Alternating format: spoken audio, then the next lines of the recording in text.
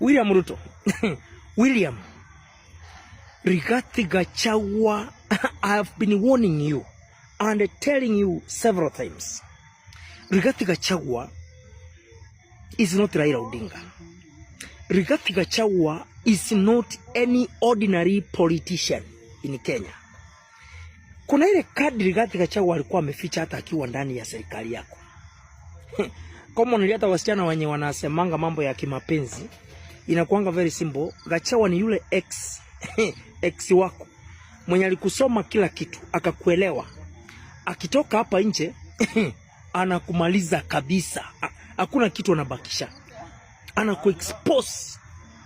William, hii kadi Gachagua amekuja kulaunch this party DCP.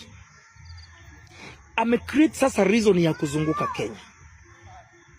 Gachagua alikuwa anatafuta ile ground itamfanya aanze kuzunguka Kenya. Unajua wakati amefungua offices za chama yake ya DCP, atakuwa akizunguka akifungua offices country. So amecreate a reason he'll be traversing the country. Sasa kazi yake itakuwa anafungua office, anaingia kwa rally, anaanza kuongelea mambo Kasongo must go. Anaanza kuongelea biashara ya one term. Anaanza kuongelea venye umeua majenizi. Ameanza kuongelea venye umeumiza uchumi wa taifa. And this will be sustained. Najua imeanza, we have 1.5 years to elections, so about 2. Hii kitu Gachagua ataisustain mpaka 2027. Hata kupatia nafasi ya kupumua. Ukienda pale ukilaunch project, anaingia kule, anakuambia huyo ni muongo huyo. Huyo ni muuaji.